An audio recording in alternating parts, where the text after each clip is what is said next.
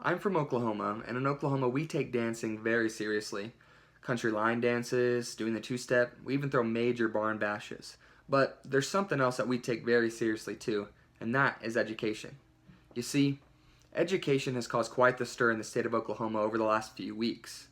There has been teachers on strike for the last 6 days now. That means no teachers in the classrooms, which, yes, means no students in the classrooms. So, what is to be done? No one really knows. You see, the right is pointing straight at the left is pointing their fingers at the right, and there's not much middle ground to be found. So, what's to be done? Why does everyone think the way they do? Well, from the right's perspective, in an article written by Mark Antonio Wright for the National Review, he talks about why are the teachers doing this in the first place, which essentially is money. Teachers want higher pay for themselves. They want raises so they can make more money, and they want more money to be distributed to the school districts around the state of Oklahoma. You see, they want more money so that they can improve education, improve teaching, but also they want that money so they can keep teachers in the state of Oklahoma because they've seen a decline in the number of teachers as many are leaving to the state of Texas because they make more money. So they're arguing that the governor of Oklahoma, Mary Fallin, is not doing her job. They argue that her leadership is honestly poor, that she's not fighting for their rights, she's not fighting for their raises, and she's not representing what they thought she would when she was elected. So they're calling on her to change, on her to make changes so that they can make more money. Interestingly enough, last Thursday, each teacher was actually given a raise of $6,100, which is a 15% increase. But the right says that's not enough. They want more because they feel that it's the most important thing that they can ever do. On the left side's perspective, in an article written by NBC, they defend the governor. They defend her stance and what she says and what she thinks.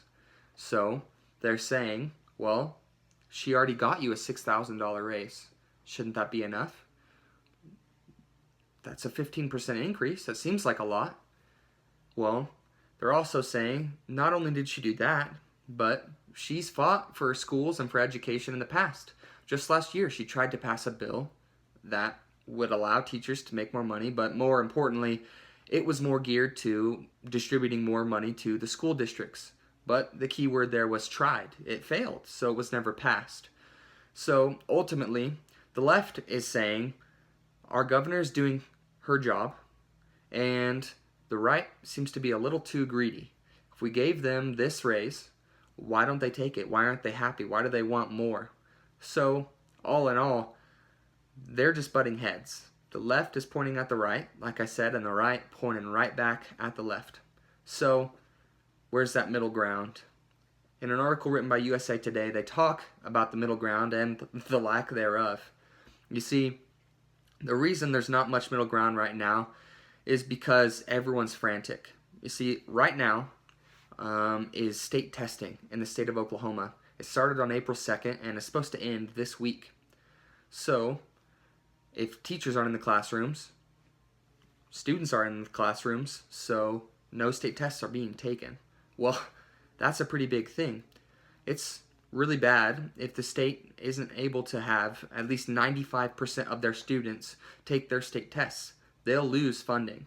So, the hysteria right now is trying to get the teachers back in the classrooms. Luckily, the Board of Education did allow the state testing period to be extended by a week. So, if they can clear it up and resolve some issues, they can get teachers back in and they can get state tests taken by all these students.